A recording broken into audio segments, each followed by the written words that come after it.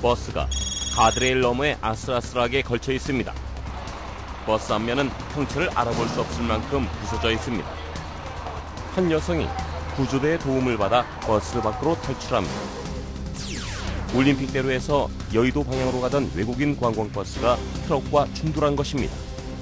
저희들이 그 현장에 도착했을 때는 트럭하고 관광버스가 이미 추돌한 상태로 트럭이 이미 반파된 상태에 있었고 관광버스는 가드레일을 바로 넘어가기 일보 직전에 있는 상황으로 기름이 상당히 유출되어 있는 상태였고 관광버스 안에 있는 외국인 관광객들이 구조하기만을 기다리고 있는 상태였습니다. 관광버스는 트럭과의 충돌 후 가드레일을 들이받으면서 위로 솟아있는데요. 버스 출입문이 공중에 떠 있어 승객들의 탈출이 쉽지 않습니다. 버스 안에 있는 승객은 모두 34명으로 대부분 외국인 관광객인데요. 구조대원들은 놀란 승객들을 진정시키며 차례로 구조합니다. 교통사고로 심하게 파손된 관광버스가 가드레일을 넘어가기 일보 직전에 상당한 위험한 상황에서 저희 119 구조대원들은 추가적인 위험이 발생하지 않도록 충분한 안전조치를 취하였으며 승객들 한 명 한 명을 신속하게 안전지대로 대피시켰습니다. 또한 승객 중 한 명이 심한 두통을 호소하여서 저희 119 구급대원이 병원으로 이송하였습니다. 이 사고로 50대 트럭 운전사와 대만인 관광객 한 명이 다쳐 인근 병원으로 옮겨졌습니다. 경찰은 트럭이 차선 변경을 하던 중 관광버스와 부딪힌 것으로 보고 자세한 사고 원인을 조사 중입니다. 서부 간선도로 오금교 아래 버스 앞유리가 산산이 부서졌습니다. 깨진 앞유리 사이로 모습을 드러낸 건 바로 피범벅이 된 운전사. 관광버스가 갓길에 정차 중이던 트럭과 추돌한 것입니다. 이 버스는 한 방송국의 아침 드라마 촬영팀이 이용하던 차였는데요. 버스 기사가 졸음운전을 하다가 정차하던 화물차를 들이받은 것입니다.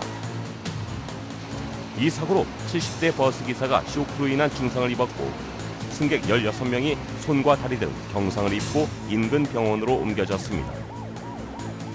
이외에도 지난 한 주간 도심 곳곳에서 크고 작은 교통사고가 발생했는데요.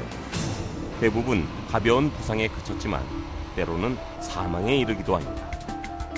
특히 도로교통공단에 따르면 지난 2011년 기준 서울시에서 한 해 교통사고로 목숨을 잃은 사망자 수는 435명으로 조사됐는데요.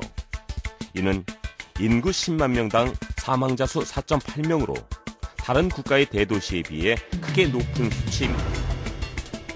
교통사망사고를 유형별로 보면 승용차에 의한 사망자가 49.4%로 가장 많았고 이어서 이륜차, 화물차, 자전거에 의한 사망사고로 나타났습니다. 도심 교통사고는 졸음, 음주, 과속 등 여러 가지 원인에 의해서 발생할 수 있으며 이러한 사고는 추락, 차량 화재 등 2차적인 사고로 이어질 수 있기 때문에 매우 위험합니다. 불볕더위가 지속되는 여름철에는 교통사고도 평상시보다 더 많이 발생합니다. 특히 여름 휴가철을 맞아 장거리 운전을 하는 경우가 많은데요. 이럴 때일수록 마음을 여유롭게 가지고 피로감이 몰리는 한낮에는 잠시 휴식을 취한 후 운전대를 잡는 것이 좋습니다. 교통사고를 예방하기 위해서는 규정속도 준수, 안전거리 유지 등 안전수칙을 철저히 지켜야 합니다. 또한 여름철에는 졸음운전으로 인한 교통사고가 많이 발생하기 때문에 충분한 휴식을 취한 다음에 운전에 임하시기 바라며 정기적인 차량 점검을 반드시 하시기 바랍니다. 불쾌감과 피로감이 쉽게 느껴지는 계절. 기본적인 안전수칙과 올바른 운전 습관이 꼭 필요할 때입니다.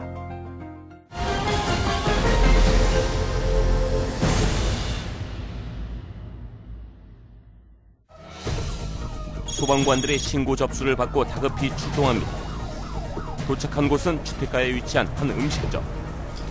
도착하자마자 소방관들이 창문을 향해 연신 물을 뿌리는데 구이동의 한 음식점 주방에서 화재가 발생한 것입니다. 현장에 도착해 보니까 화재가 발생하여 식당에서 오른쪽 창문에 불꽃하고 시커먼 연기가 분출되고 있는 상황이었습니다. 연기가 나오는 곳은 음식점의 주방 쪽. 소방관의 계속되는 진압에도 불은 꺼질 줄을 모릅니다. 문이 열리는 소리와 함께 내부로의 진입을 시도합니다. 현장에 도착하자마자 불꽃이 보이는 창문 쪽으로 1차적으로 방수를 한 후 저희 대원들은 공기호흡기를 장착한 후 그 안으로 진입을 하였습니다. 그 주방 쪽으로 불꽃하고 연기가 보이고 있어 낮은 자세로 진입을 하여 주방 쪽으로 집중 방수를 하였습니다. 불은 출동 6분 만에 완전히 진압됐는데요. 하지만 냉장고와 정수기 등을 태우고 700여만 원의 재산 피해를 냈습니다. 우연 연기가 주택가를 휘감습니다. 소방관들이 소방호스를 연장한 후에 화재 장소로 향합니다. 불이 난 곳은 동네의 한 중국 음식점. 주방에서 음식물을 조리하던 중 불이 난 것입니다.